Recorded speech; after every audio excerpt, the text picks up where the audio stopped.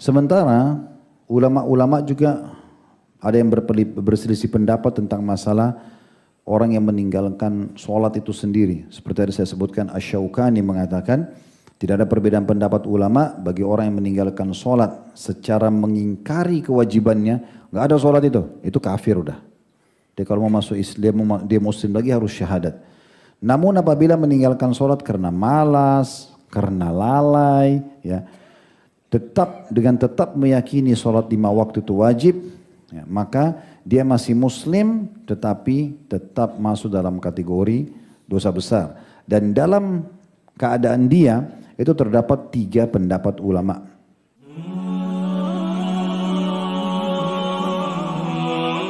Assalamualaikum warahmatullahi wabarakatuh. Alhamdulillah, tidak henti-hentinya kita selalu mengucapkan kalimat suci ini sebagai tanda syukur kita kepada Allah Subhanahu wa taala. Allah masih terus memberikan dan melimpahkan nikmatnya kepada kita sampai detik ini, dan hari ini kita masih bisa beragama Islam, memiliki iman dalam hati, terus mempelajari agama Allah Subhanahu wa taala, masih tersibukkan dari kebaikan kepada kebaikan yang lain. Serta tentu kita berharap semoga kita juga selalu selamat dari pelanggaran-pelanggaran. Dan Allah Subhanahu wa taala memerintahkan kita agar mensyukuri nikmat-nikmat tersebut dan menggunakan di atas ketaatan kepadanya. Sebagaimana Allah kekalkan dalam surah Ibrahim, la in syakartum la azidannakum wa la in kafartum inna adzabi lasyadid. Kalau kalian bersyukur pasti aku akan tambah, dan kalau kalian kufur nikmat atau azabku sangat pedih. Selanjutnya kita panjatkan salam hormat kita kepada manusia yang telah memperkenalkan kepada kita sang pencipta Allah Subhanahu wa taala, dan dia tidak meninggal dunia kecuali sudah menyampaikan semua amanah agama ini, sehingga sampailah kepada kita pengenalan siapa Tuhan kita, pencipta alam semesta ini, dan apa saja yang dia inginkan, yang dia perintahkan, dan apa yang dia larang, sehingga kita punya panduan hidup. Dan mengucapkan salam hormat kepada manusia terbaik ini sebagai tanda terima kasih, bagian daripada perintah agama Allah Subhanahu wa taala. Maka sangat wajar setelah memuji Allah, alhamdulillah, kalau kita selalu membacakan salawat dan taslim kepada Nabi besar Muhammad sallallahu alaihi wa ala alihi wa sahbihi wasallam.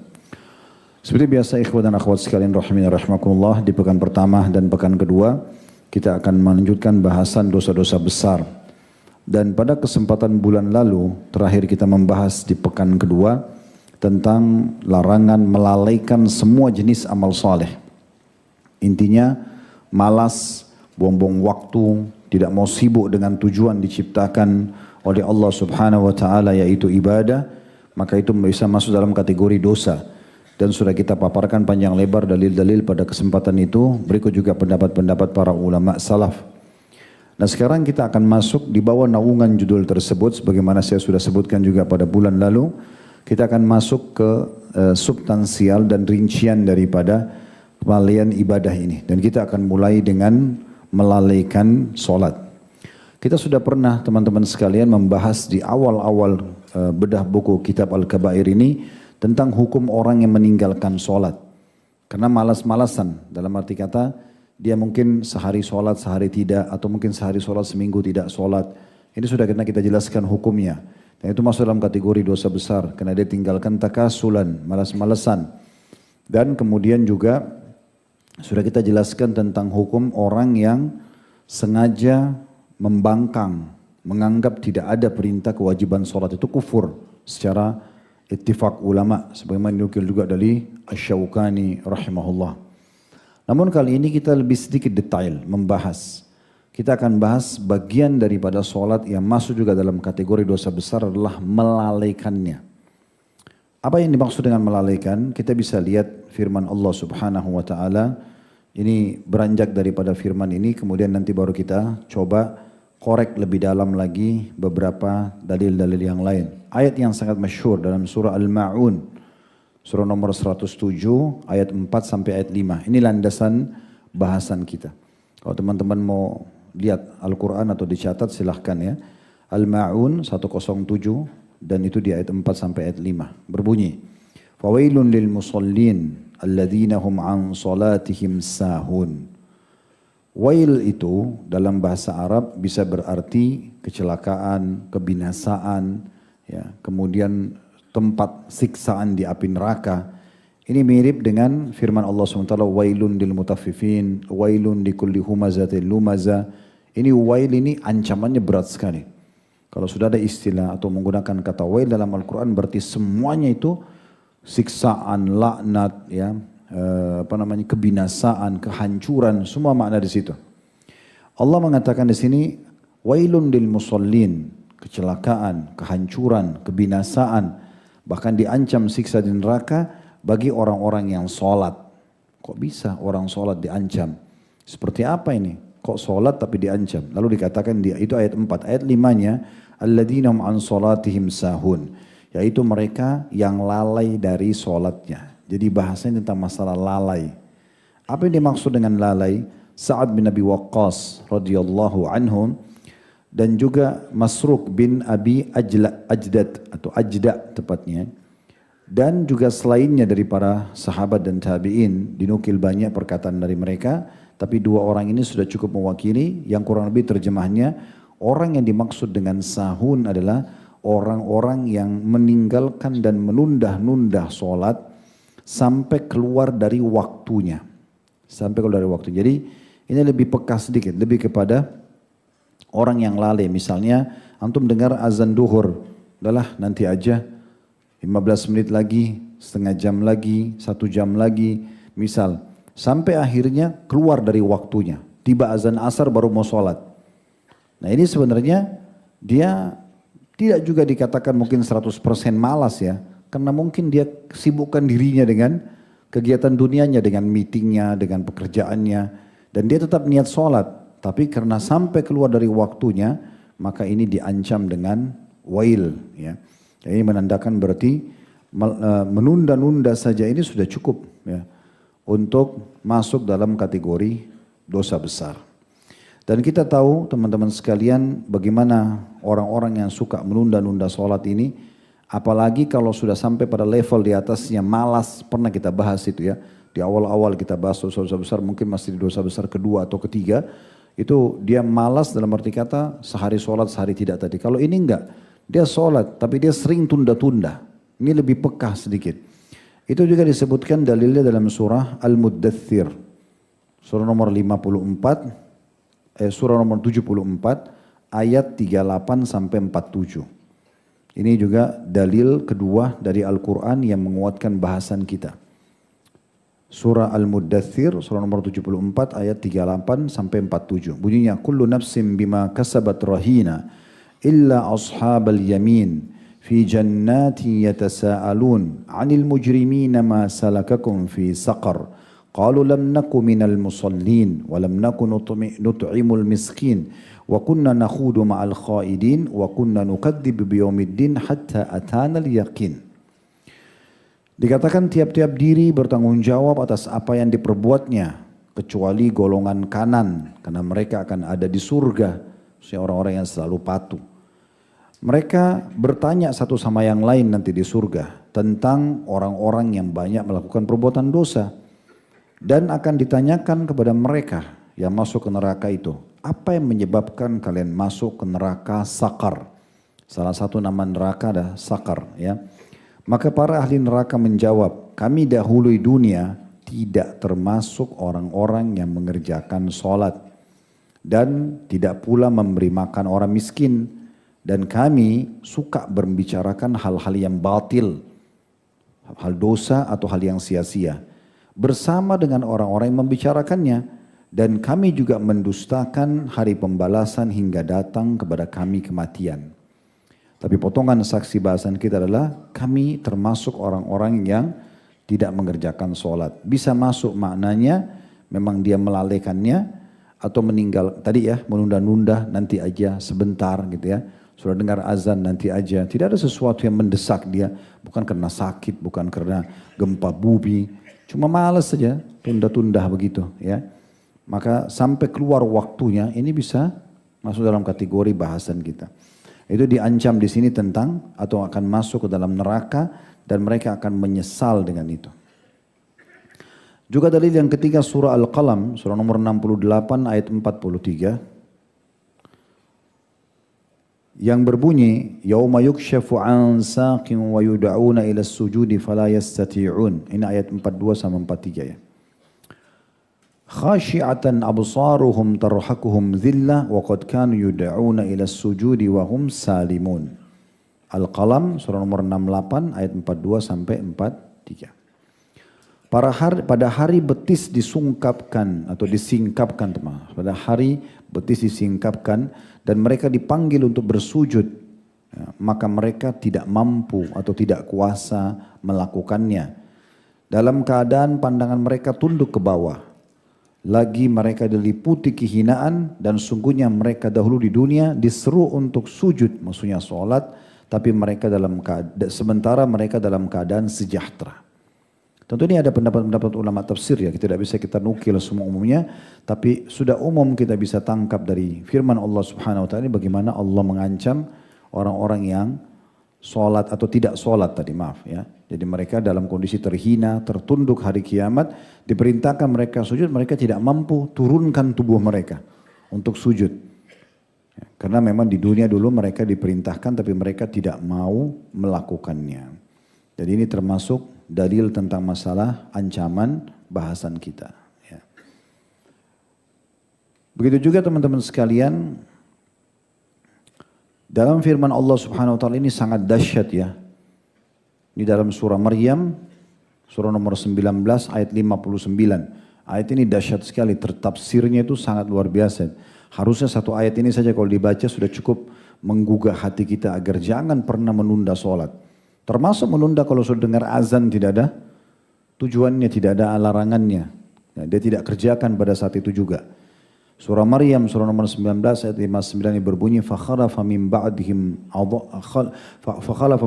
khalfun adha'u sholata wattaba'u syahawat fasawfa yalqawna ghayya illa man taba wa amana wa amila shaliha. Al-ayat.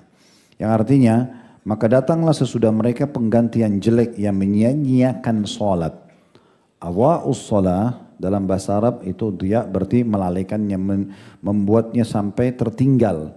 Sebenarnya dia tahu hukumnya, dia juga mampu mengerjakannya tapi sengaja ditunda-tunda. Ya.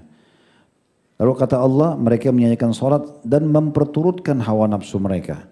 Dan mereka kelak akan menemukan ghayya atau kesesatan. Kecuali orang yang bertobat, beriman dan beramal saleh. Kata Ibnu Mas'ud radhiyallahu anhu, makna ghayya, mereka akan menemukan ghayya adalah nama sebuah sungai di Jahannam yang berisikan makanan-makanan yang menjijikkan dan tempatnya itu sangat dalam. Ya, artinya penuh dengan ya, siksaan-siksaan yang disiapkan di sana dan cukup menyedihkan tempatnya. Cukup menyedihkan atau cukup ya, menyusahkan bagi orang yang dihukum di situ. Dan ini sekian banyak tentunya, kalau kita mau cari semua ayat-ayat Al-Quran maka kita akan temukan banyak sekali yang berbicara seperti apa yang kita sampaikan tadi. Tapi ini sebagian daripada dalil-dalilnya. Makanya Umar bin Khattab radhiyallahu anhu punya wasiat yang sangat baik buat kita semua. Beliau mengatakan inna min ahammi umurikum indi as-salah. Pada saat beliau memimpin, beliau mengatakan, ketahuilah sesungguhnya perkara yang paling penting menurut penilaianku bagi kalian semua adalah sholat. Beliau bicara sama bawahan-bawahannya, di pemerintahannya, ya semua masyarakat yang bawa naungannya. Beliau mengatakan, ketahuilah sesungguhnya perkara yang paling penting bisa bermakna menurut saya sehingga jadi prinsip hidup, atau yang saya tekankan kepada kalian agar kalian selalu jaga adalah sholat. Faman hafidaha hafidha dinah. Siapa yang menjaga sholat berarti dia sudah menjaga agamanya. Artinya tolok ukur menurut Umar bin Khattab.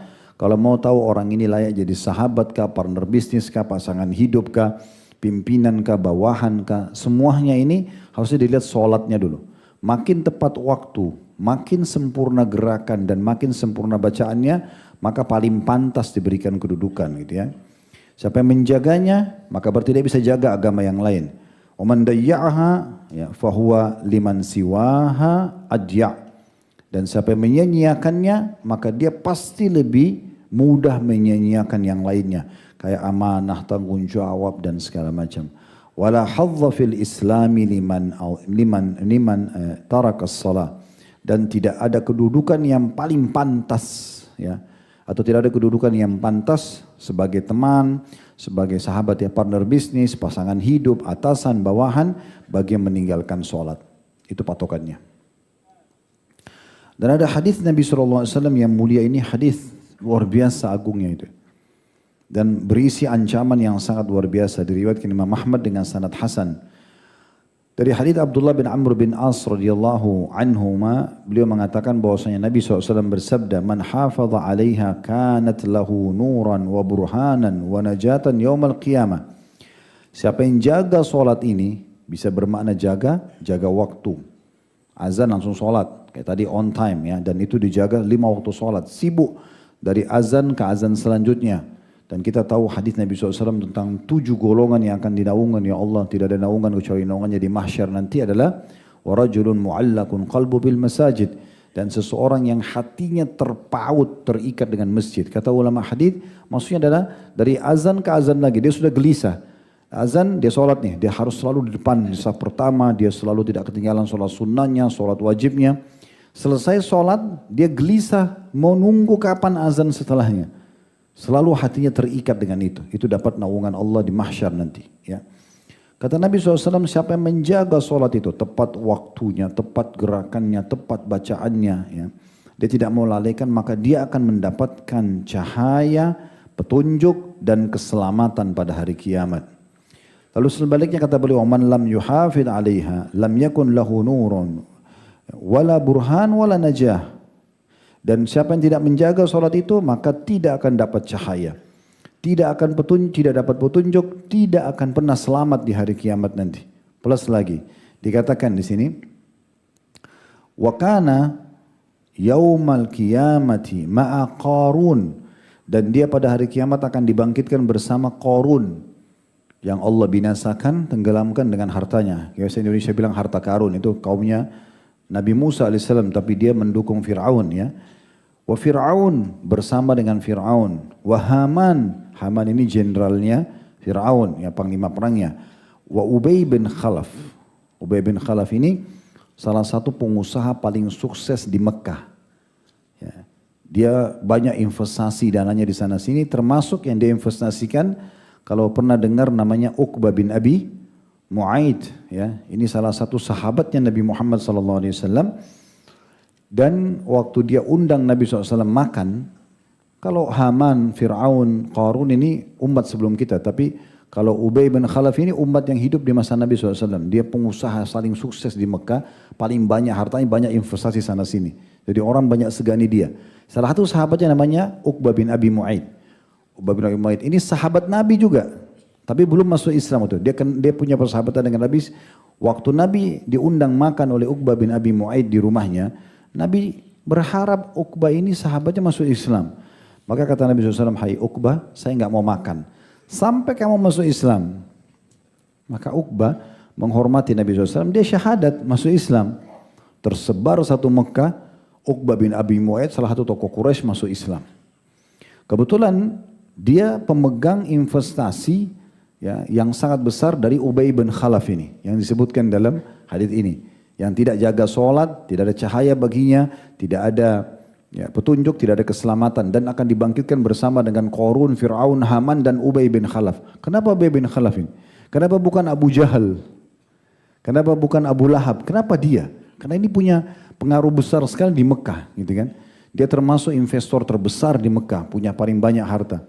Dia datangi Uqbah bin Abi Mu'aid di dekat Mekah, Ka'bah, lalu dia mengatakan begini, hai Uqbah, saya dengar kamu sudah tinggalkan agama nenek moyangmu dan menganut agama Muhammad.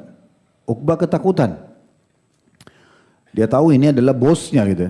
Maka Ubay bin Khalaf, dia bilang sama Ubay bin Khalaf, saya terpaksa, Muhammad saya undang ke rumah saya, dia tidak mau makan masakan saya. Dan di Mekah orang Arab waktu itu menganggap menghormati tamu bagian daripada kemuliaan bagi mereka. Dia tidak mau makan kecuali saya masuk Islam, maka saya masuk agamanya. Apa kata Ubay bin Khalaf? Kalau kau tidak segera tinggalkan agamanya, semua berhenti nih. Investasi habis. Semua saya tarik. Gak ada modal, gak ada persahabatan.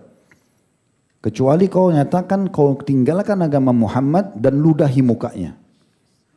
Ya, ini orang paling terhina ini. Ya, maka akhirnya dia pun datang kepada Nabi SAW depan Ka'bah dan mengatakan, hai Muhammad, kemarin yang saya masuk agamamu di rumahku, aku hanya terpaksa.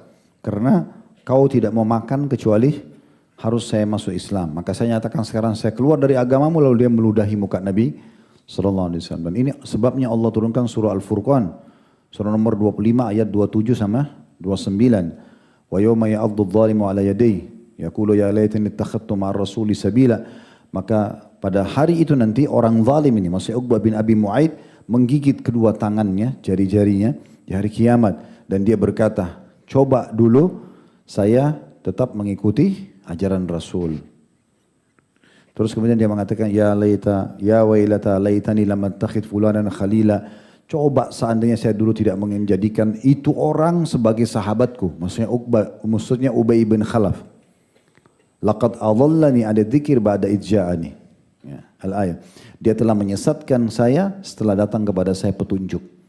Ayat ini turun, surah Al-Furqan ayat 27 sampai 29 turun di Mekah untuk Uqbah bin Abi Mu'aid sementara dia masih hidup. Dan itu karena pengaruhnya Ubay bin Khalaf ini. Ya. Baik.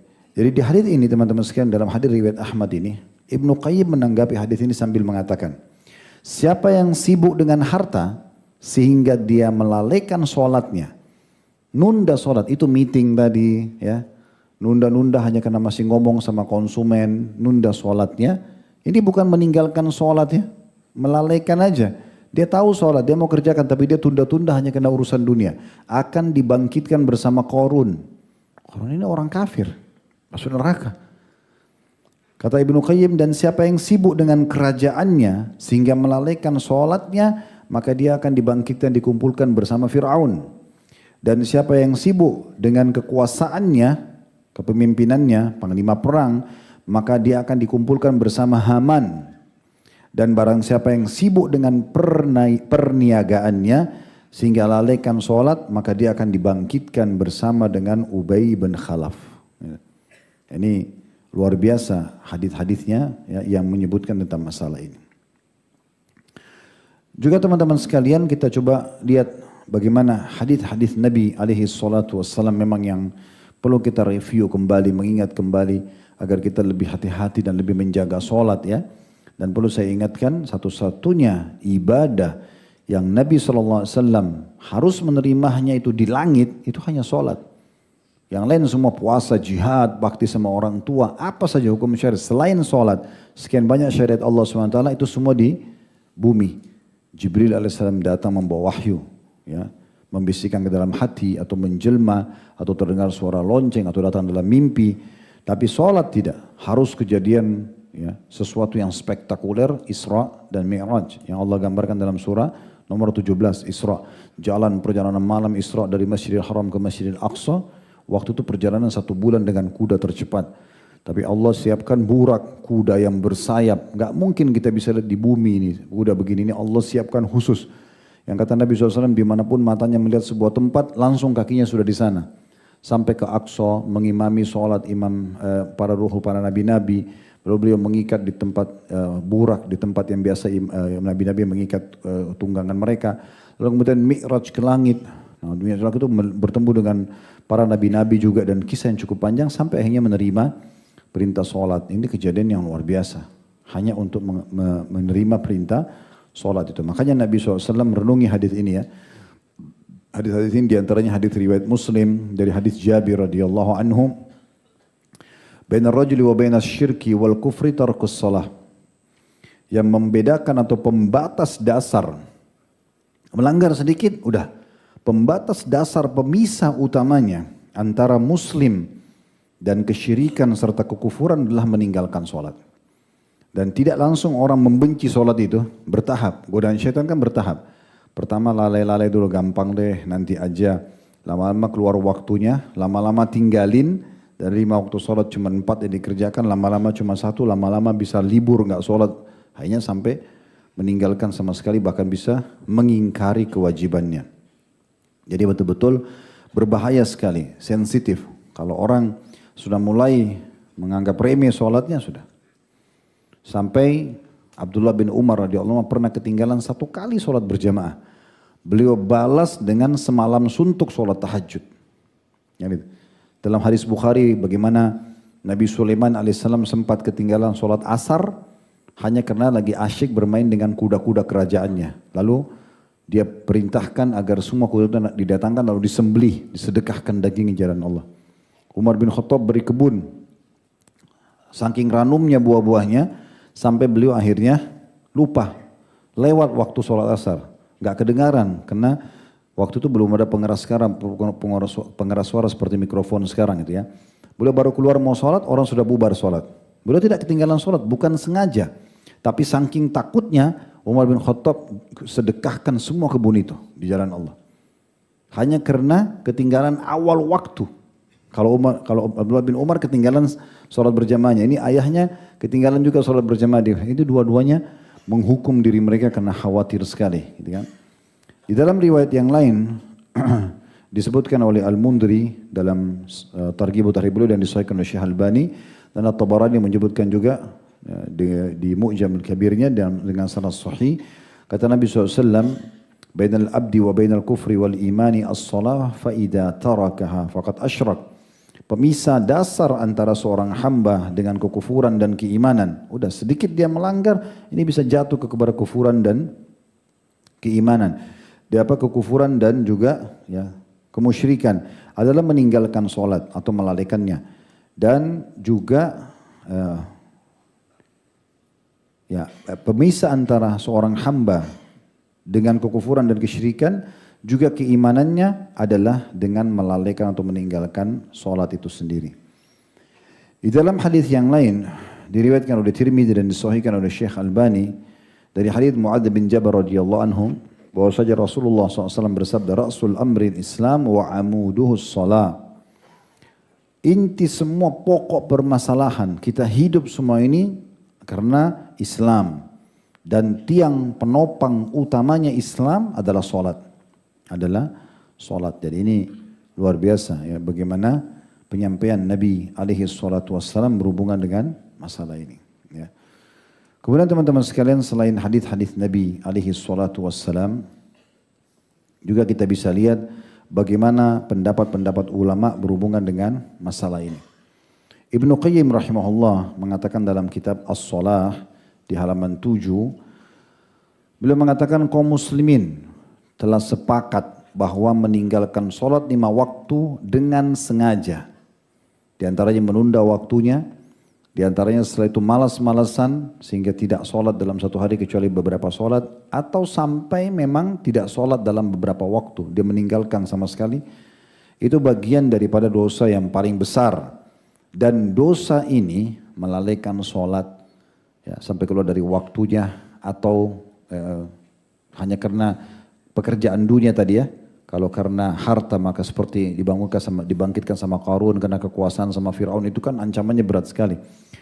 Atau dia sengaja meninggalkan malas-malasan atau bahkan dia memang tidak mau sholat tanpa dia pungkiri hukum wajibnya. Kalau dia pungkiri hukum wajibnya itu pernah kita bahas kufur mutlak. Tapi kalau dia tidak pungkiri, tapi memang dia tidak mau saja sholat, melalaikannya. Maka kata beliau ini lebih besar dosanya daripada membunuh, merampas harta orang lain, berzina, mencuri, minum minuman keras. Orang yang meninggalkan sholat akan mendapat hukuman dan kemurkaan Allah serta akan dipastikan mendapatkan kehinaan di dunia dan di akhirat. Imam Az-Zahabi rahimahullah yang kita bedah bukunya di awal kajian dosa-dosa besar kita ini berkata, tidak ada dosa ya, setelah kejelekan yang paling besar, ya, dosa yang setelah syirik kepada Allah, tidak ada yang lebih buruk ya, dibandingkan dengan meninggalkan sholat hingga keluar waktunya dan membunuh seorang mukmin tanpa alasan yang bisa dibenarkan. Jadi di sini bukan masalah meninggalkan sholat itu karena dia membangkang, itu sudah kufur. Ini hanya melalai saja, lalai-lalai tunda-tunda, nanti aja sebentar, meeting dulu, makan dulu, tidur dulu sebentar, nah, keluar waktunya. Itu sudah cukup, lebih besar daripada membunuh itu. Itu udah, antum lagi ngantuk nih siang hari, Sudah azan duhur, sebentar deh nanti aja. Bangun aja sudah azan asar. Itu kan sengaja itu. Di saat itu dosanya sudah lebih besar daripada membunuh, daripada berzina. Ya, nggak boleh dianggap remeh. Itu yang membuat kita membahas pada malam ini. Karena melalaikannya saja itu sudah bagian daripada dosa itu. Jadi ini penting sekali untuk digarisbawahi. Sementara ulama-ulama juga ada yang berselisih pendapat tentang masalah orang yang meninggalkan sholat itu sendiri. Seperti yang saya sebutkan, Asy-Syaukani mengatakan tidak ada perbedaan pendapat ulama bagi orang yang meninggalkan sholat secara mengingkari kewajibannya. Nggak ada sholat itu kafir udah. Dia kalau mau masuk Islam, dia muslim lagi harus syahadat.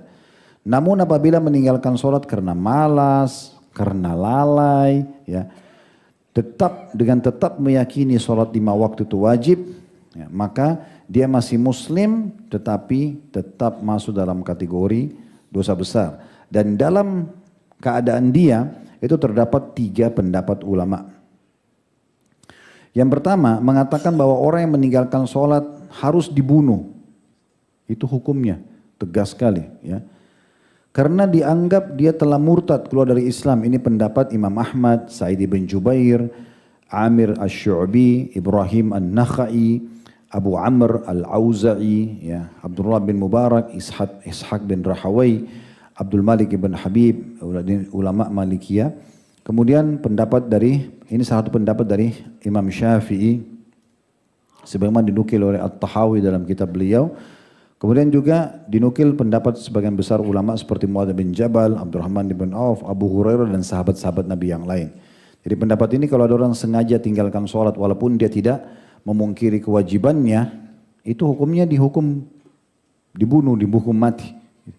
Itu tegas sekali, ya. Yang kedua mengatakan bahwasanya orang meninggalkan sholat dibunuh dengan hukuman had, dipenggal lehernya. Namun tidak dihukumi kafir. Karena dia tidak pungkiri kewajibannya. Cuma malas-malas saja nggak mau sholat. Nah, ini banyaknya orang di negara kita nih malas sholat gitu, ya. Saya tidak bilang bunuh, ya. Ini hukumnya. Jangan lagi dipelintir ceramah ini. Saya sedang baca pendapat-pendapat ulama. Tapi ini Anda bisa dapat dalam buku-buku tentang atau artikel tentang masalah hukum orang meninggalkan sholat. Kita bicara masalah lalai ini, ya. Bukan pungkiri kewajibannya nih. Nggak mau malas sholat. Nah, itu hukumnya. Dalam pendapat Imam Malik, Imam Syafi'i dan salah satu pendapat Imam Ahmad itu dihad, hukum penggal. Pendapat ketiga mengatakan orang yang meninggalkan sholat karena malas-malasan adalah fasik, maksudnya telah berbuat dosa besar dan dia harus dipenjara sampai dia mau menunaikan sholat. Ini pendapat mazhab Hanafiyah. Ini semua Anda bisa lihat dalam dinukil dari buku Al-Mawsu' Al-Fiqhiyah Al-Kuwaitiyah jilid 22 halaman 186 sama 187. Ini pendapat-pendapat ulama berhubungan dengan masalah itu. Karena ini semua keluar dikarenakan tegasnya ayat-ayat Al-Quran yang tadi kita baca dan juga hadis-hadis Nabi alaihi salatu wassalam. Ini luar biasa. Dan juga ijma' para sahabat cukup banyak dinukil. Seperti perkataan Umar bin Khattab, la islama liman tarakas shalah, tidak akan dianggap seseorang itu muslim, tidak layak dipanggil sebagai seorang muslim bagi yang meninggalkan sholat. Dan Umar mengatakan juga wala hadza fil Islam liman tarakas shalah, tidak boleh dikasih kedudukan siapapun yang meninggalkan sholat itu sendiri. Mayoritas sahabat Nabi dinukil dari mereka, ya, dan sebagian besar tabi'in itu dinukil. Dikatakan oleh Abdullah bin Syaqiq, dia mengatakan kana ashabu Muhammadin sallallahu alaihi wasallam la yarawna syai'an min al-a'mali tarku kufur ghairus shalah atau ghairus shalah. Dahulu para sahabat Muhammad sallallahu alaihi wasallam tidak pernah menganggap suatu amalan yang apabila ditinggalkan secara sengaja menyebabkan sampai dosa kekufuran seperti salat atau perkataan atau seperti menyebabkan kekafiran, ya, seperti salat itu sendiri. Ini juga dinukil oleh Tirmidzi dari Abdullah bin Syaqiq, ya, seorang tabi'in, dan Al-Hakim juga mengatakan hadis ini bersambung langsung diriwayatkan oleh Abu Hurairah radhiyallahu anhu, ya. Ini perkataan-perkataan mereka tentang masalah orang-orang yang meninggalkan sholat tadi. Ibnu Qayyim juga kembali mengatakan tidaklah, ya, Atau tidakkah seseorang itu malu dengan mengingkari pendapat bahwa orang yang meninggalkan sholat bisa mendapatkan kekufuran. Padahal hal itu telah dipersaksikan oleh Alkitab, Al-Quran, dan juga As-Sunnah dan kesepakatan sahabat. Wallahu muwaffiq, atau hanya Allah yang bisa memberikan taufik. Dari kitab As-Salah halaman 56. Maksudnya beliau, kalau ada orang yang menganggap ya sudahlah sholat itu jangan dihukumi orang itu dosa besar kalau hanya karena masih malas-malesan, atau misalnya jangan sampai dianggap dia mendapatkan dosa kekufuran walaupun belum keluar dari Islam tapi dosa bobotnya seperti dosa kufur, atau enggak usahlah dihukum mati misalnya karena dia masih muslim. Nah itu kata beliau, Ibnu Qayyim mengatakan harusnya kalau ada pendapat begini dia malu karena Al-Quran dan Sunnah bukan berbicara seperti itu. Tadi ancaman tentang gaya, ancaman tentang wail, semua itu dengan orang-orang yang melalaikan sholatnya. Dan sholat itu berapa lama sih dikerjakan? Satu sholat paling 5 menit. Apalagi orang Indonesia juara soal sholat itu.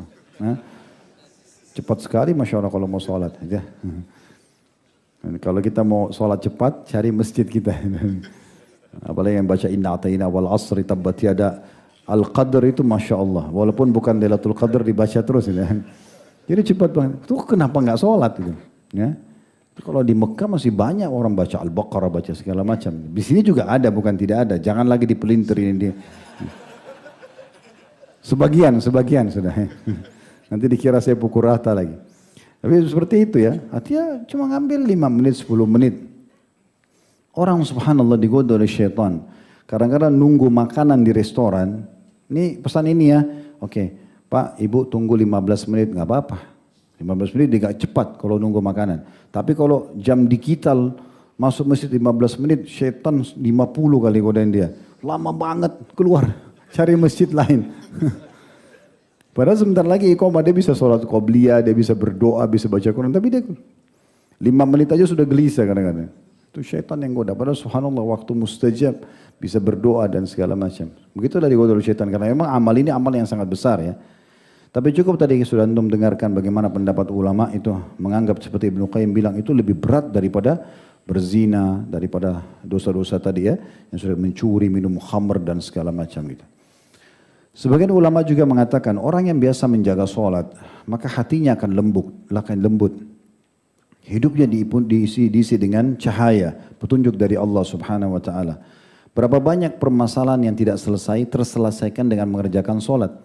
Dulu ke dalam sebuah riwayat, Nabi SAW kalau menghadapi masalah apapun, maka beliau langsung menuju ke sholat. Langsung minta petunjuk sama Allah Subhanahu wa taala. Apalagi sholat banyak sekali ragamnya. Di antaranya jalan pintas dua adalah sholat istikharah. Ya. Ada juga sebuah kaidah sederhana, kalau seseorang itu ingin supaya sholat 5 waktunya terjaga, selain dia menyibukkan diri untuk membaca keutamaan sholat itu sendiri. Karena kan yang membuat kita termotivasi mau jaga sebuah ibadah kan karena kita tahu keutamaannya ya. Makanya saya selalu sarankan teman-teman di pengajian, coba kalau mau kerjakan satu ibadah supaya kita bisa konsisten istiqomah menjaga, baca 1 sampai 5 menit saja sebelum mengerjakan ibadah itu, sebelum sholat, sebelum puasa, sebelum zikir, sebelum baca Quran, sebelum umrah haji, sebelum berjihad, sebelum apa saja. Ketik saya di Google keutamaan ibadah yang sedang kita inginkan. Baca 1 sampai 5 menit artikelnya. Kalau kita punya ilmunya, kita punya dasarnya dan kita tahu apa yang kita dapatkan, itu akan lebih membuat kita konsisten baca keutamaannya. Itu salah satu kiatnya. Kiat yang lain adalah coba sibukkan diri dengan ibadah-ibadah sunnah. Biasanya orang kalau sibukkan diri dengan ibadah sunnah, wajibnya terjaga. Otomatis. Kalau kita mulai mengejar tentang sholat, keutamaan sholat qabliyah, sholat ba'diyah, sholat duha, sholat malam, sholat tahiyat masjid, itu secara otomatis sholat wajibnya terjaga. Mau nggak mau? Tapi kalau kita lalaikan ibadah-ibadah sunnah, kita preskan saja di sholat-sholat wajib, biasanya itu masih bisa terkikis sholat wajibnya. Mirip orang yang biasa puasa sunnah, puasa Ramadan jadi ringan. Orang biasa sedekah, zakat jadi ringan. Orang sudah pernah umroh, haji jadi ringan. Nah begitu juga dengan sholat. Dengan sholat sunnah, sholat wajibnya akan jadi ringan. Nah seperti itu. Jadi kita dengan sibukkan diri dengan amal-amal sunnah ini, maka secara otomatis ya, seseorang itu pasti akan bisa menjaga kewajibannya. Dan jangan lupa juga komunitas teman-teman sekalian. Butuh komunitas. Bertemanlah dengan orang-orang yang sholat. Ya. Kejarlah orang-orang yang memang selalu di saf awal bagi laki-laki, azan sudah ke masjid, itu yang layak jadi teman. Cari komunitas di masjid, di tempat sholat. Ya, bagaimana untuk menyempurnakan sholat itu digantungkan banyak pahala di situ. Orang yang membangun masjid untuk Allah di muka bumi, untuk apa? Tempat sholat. Maka Allah akan bangunkan baginya istana di surga. Orang yang jadi muadzin itu orang yang paling dikenal pada hari kiamat. Dan semua yang mendengarkan suaranya, ya dari jin, manusia, batu, apa saja, maka akan jadi saksi hari kiamat. Imam akan panen pahala makmumnya. Orang-orang yang sholat ya di awal waktu pahalanya beda dengan yang datang setelahnya. Orang di saf awal lebih besar daripada saf yang kedua. Terus dibuat persaingan-persaingan. Sampai kata Nabi SAW, kalau manusia tahu apa yang disembunyikan, disiapkan oleh Allah, pahala yang besar di saf awal, agar datang di awal waktu. Dan juga, azan, maka mereka tidak bisa mendapatkan kecuali mereka bersaing, saling mengundi, mereka akan melakukannya. Jadi saking besarnya, keutamaan yang luar biasa. Kita kalau ingin nukil teman-teman sekalian perkataan ulama berhubungan dengan masalah ini banyak sekali. Ya. Tapi ini yang berbicara adalah keimanan seseorang di antara kita, bagaimana kepatuhannya kepada Allah SWT. Dan mulailah dari sholat untuk memperbaiki apa saja. Apa saja. Perbaiki dari sholat semuanya akan baik. Rusak sholat semuanya akan terganggu. Makna hadis yang sahih, awal amal dihisab hari kiamat adalah sholat. Kalau dia baik beruntunglah ya orang itu, kalau dia rusak maka rusaklah. Maka celakalah orang tersebut. Riwayat lain, maka amal yang baik, sholat kalau baik akan membantu amal lain, dan kalau dia terganggu maka akan merusak atau mengganggu juga amal lain. Ini sebagian ulama mengatakan bukan cuma di akhirat, tapi di dunia juga. Kapan di dunia dia perbaikin amal sholatnya, yang lain terbawa jadi baik. Kapan dia rusak, maka rusak semua yang lainnya. Ya. Makanya sangat wajar tadi perkataan Umar, tidak ada kedudukan. Tidak layak jadi teman, jadi atasan, jadi guru, jadi siapa saja orang yang meninggalkan atau melalaikan sholat itu sendiri. Allahu a'lam. Subhanakallahumma bihamdika asyhadu an la ilaha illa anta astaghfiruka wa atubu ilaik. Wassalamualaikum warahmatullahi wabarakatuh.